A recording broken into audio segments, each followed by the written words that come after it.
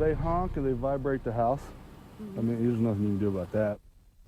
The city of Moorhead is moving forward with a plan it says will cut down on loud train sounds for people living near railroads. Thank you for joining us tonight. City workers in Moorhead say they take a lot of complaints from people about trains blowing their horns. In order to solve the problem, they're proposing quiet zones along two major intersections. One on 20th Street South from 20th Avenue to 40th Avenue. That's near the tech school and high school. The other along Southeast Main Avenue from Oakway to 40th Avenue. Valley News Team's Nicole Johnson shows us how this would impact the people living in Moorhead. 3, 4, 5 times a night. Seems to be worse in the, I don't think I've noticed it as much in the winter.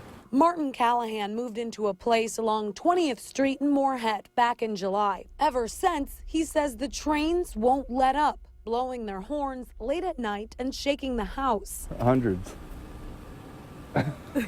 Hundreds.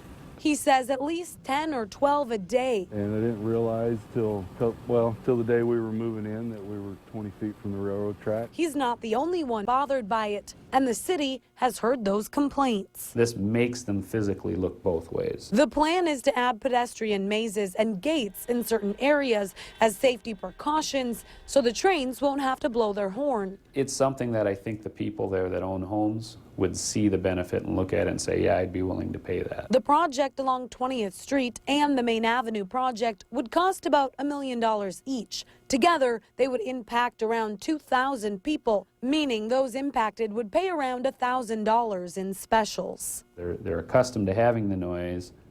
How much are they willing to pay to not have that noise? And I do think that, you know, because some of the questions we've gotten are from realtors asking. If you're impacted, there's a survey from the city in your mailbox to find out if and how much you're willing to pay. For Callahan, he's renting and doesn't care as long as the trains stop. If they could make them stop, I'm sure everybody would appreciate it. In Moorhead, Nicole Johnson, Valley News Live.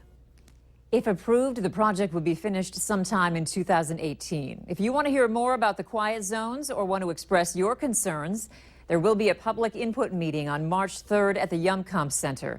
We have more information about the meeting and the project on our website. Just log on to valleynewslive.com and click on this story.